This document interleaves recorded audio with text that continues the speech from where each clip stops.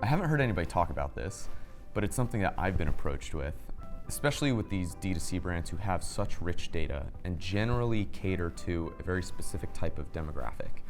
And in most D2C brand cases, they're catering to essentially rising affluent millennials. That's kind of the core audience for like 90% of D2C brands. One of the cool things a D2C brand can see, because they have their customers' address data, they're shipping the product to them, what they're able to see is where that demographic is growing and not growing. And there's a lot of factors associated with that. You could say they're growing there because the marketing's better, they open a store, whatever.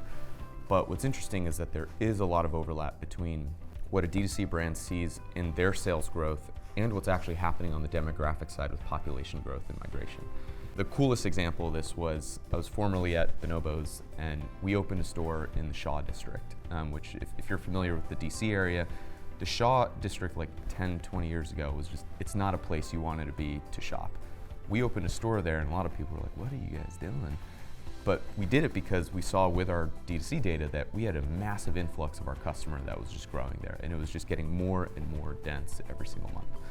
We took the bet, got really cheap rents, and sure enough, that neighborhood basically was entirely redeveloped. We kind of had the ability to see this before really anybody else out there. And it got to a point where one of my buddies in real estate private equity was saying, as they think about buying land or property, this certainly wasn't the go, no-go metric, but it was a reassuring point of confidence when they saw that we were putting a store in an area that they were kind of like, does this make sense?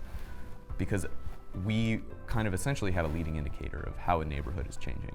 And so I say all that because I think there is a path where these D2C brands are sitting on these gold mines of data, and they're thinking about how to use it internally to drive decisions.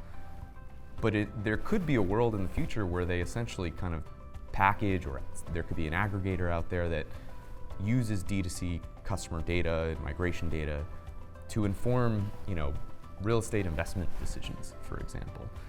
There's a bunch of different avenues that I think these brands can leverage their data that they're not currently, because it's not their core competency, and why would they?